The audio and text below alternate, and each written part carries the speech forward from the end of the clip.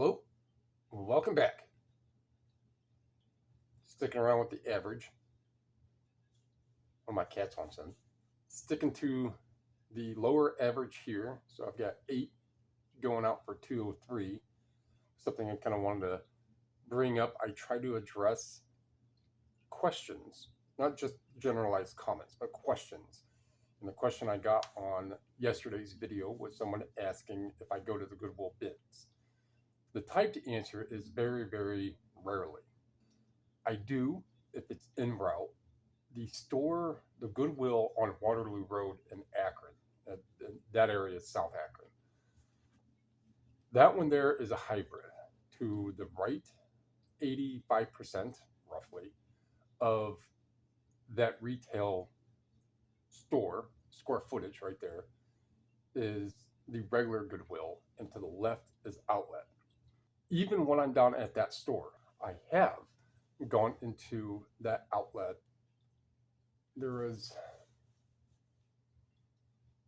I picked up a couple books and a DVD when I was down there. Maybe it was Labor Day-ish weekend.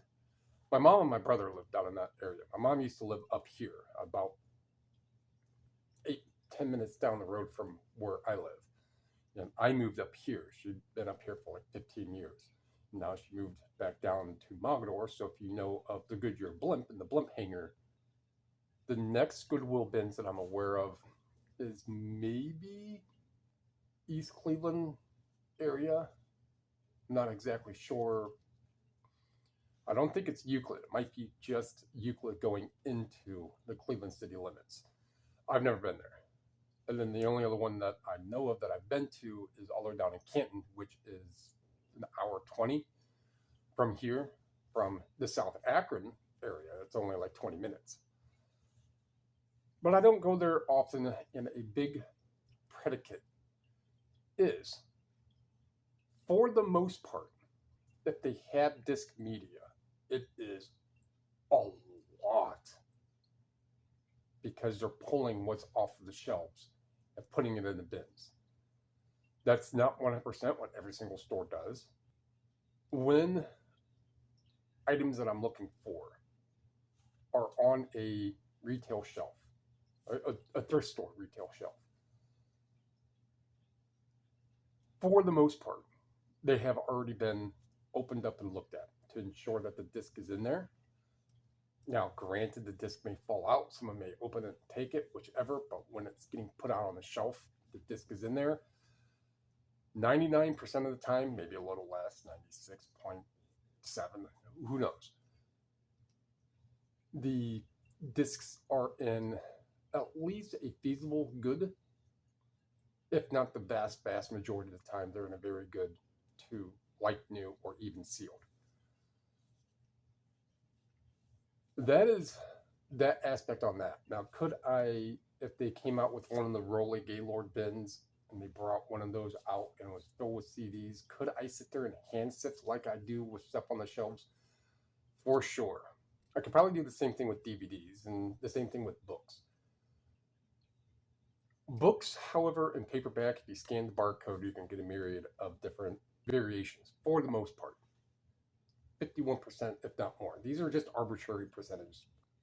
A trick that you could do, so if you scan paperback books and it comes up not what is in your hand, not what you're scanning, if it comes up, you can go to wherever the ISBN number is in the search bar, make sure you have at least a space, a single space, at least one, and type in anything that's on the title or the author's name. So if it comes up E64 blah blah blah, and then space, and then write in King for Stephen King. So that barcode is accurate to a Stephen King book, perhaps whatever, Night Flyer. And you type that in, all that is that barcode matches up with that name, and it will leave you with whichever ones there are that have King within that information. It's a small little hint, but it's a little more extra time. It's just, it saves you more time if you just kind of have an idea what genres for paperbacks. So I really don't have to do that. Now, every once in a while, a genre of something that I would want to look up, I do scan. It doesn't really come up with anything about what it is, or it comes up with 300 different listings. And that's because of mass market. That's a mass market paperback. And I don't have that much patience to deal with people constantly butting in right around the corner. Media section is like one bookshelf like this, and I'm standing right here, and someone just comes up right here and just puts their head right in everything. It's like, I don't know. But I don't think that I'd have enough patience for it. The one in Akron is not super popular. It does get a lot of people. But anytime I have been there, it's never really been super busy, and I was able to kind of get around and look around at some of the books. But I'm also not super digging as deep as I can for every single little book. For the most part, like I say all the time, books, I'm just doing a cursory. I'm just eyeballing something, some titles, some designs, some fonts, and I've gone over this with a video. This title, something like why I pick the books I do, what I look for, and I'm looking for the font. I'm looking for the fade. Definitely looking for things without barcodes. More strange and obscure titles and genres, and that is all something that you'll kind of learn over time. If I was, so I ran into a bookseller who sells a few CD or a few DVDs. They really don't do they only do like religion and instructional DVDs. They spend more time going through books and finding the same thing that I would do for DVDs, something that at minimum, yeah, I'll make $3-4. Might as well pop it up, it'll sell. I just don't go too crazy on going to the bins, in part because of the quality of the condition. Not all of it, but a lot of it. It's not the best of what I like to do. Granted, I have a resurfacer. Do I want to resurface 50 a week? Nope. Nope, I prefer to resurface 20 to 25 a month. It's already paid for itself. So I'm not going to go too much more crazy in that whole idea. But let's find out what these 8 are that sold for $203, $204. So this Jeff Wayne's War of the Worlds live performance. Again, I know I made a comment in the video that these little holographic things are indicative of typical international. It is an international, and it was French, Italian. So only a handful of these have sold on Terapeak, ranging from $30 to $62. So it's had a barcode, has a barcode. Scanned it, if I remember right, something did come up, or I don't, I'm not even going to go into the story because I don't remember really much about. However, it is, just said, it's strange, it's different, especially with it being a proprietary title. Proprietary meaning that it's somebody else's. So War of the Worlds, H.G. Wells, someone else's. They make it into a play that's elsewhere, not in the US, put it on a DVD. This is probably, I don't know. I'm not going to speculate. It's $62. I know that. Sony hits from the 80s, 1981, 80, whichever. Looks like Hall & Oates. Private eyes are watching you. $10. Beyond the Valley of the Dolls DVD set. Interesting. So I actually just got the Valley of the Dolls VHS that I was going to picture and add with this if this did not sell within a handful of months. And so it did for $20. This IMAX Blu-ray set sold for $15. And I remember in the video, the sourcing video that I made, that when I scanned, I had new locked. And this came up for like 25, 30 bucks. Come back home, start looking at it, I'm like, oh, it's not new, but it would still sell. And it did. So no loss there. This cheese teakwood cutting board, years and years and years I've had this. Just listed it, maybe 6 months ago. Had it for a long time. Sat in a box from stuff that was still in the carport storage for the apartment here from when we moved almost 4 years ago. So the importance of going through. So yeah, it would have been less than, because I did like a 6-8 months maybe. 25. Take the Money and Run DVD, 13, and a pair of Rockaware sunglasses that are in a different box elsewhere.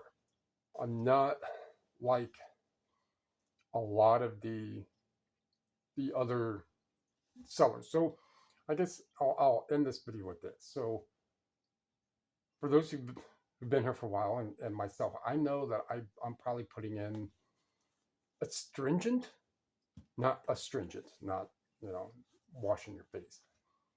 I put in a vigorous 30 hours, give or take, a week of just sourcing pictures, videos, packaging, listing. However, with the 2,700 and high change listings that I have, me trying to get back up to 3,000, and I'm not going to pull, because I can understand that if I were to pull all the non-media stuff that I don't want to keep anymore. So let's go with like the sewing patterns and some of those arts and crafts. If I were to pull a lot of that, let's just say that it would be 100 listings. That drops me down to, 100 less. Although that stuff I've had listed for a while, as soon as you take it down, zero chance of it to sell. A good thing that would happen by that is I wouldn't have that category. I would now have that little bit of open room.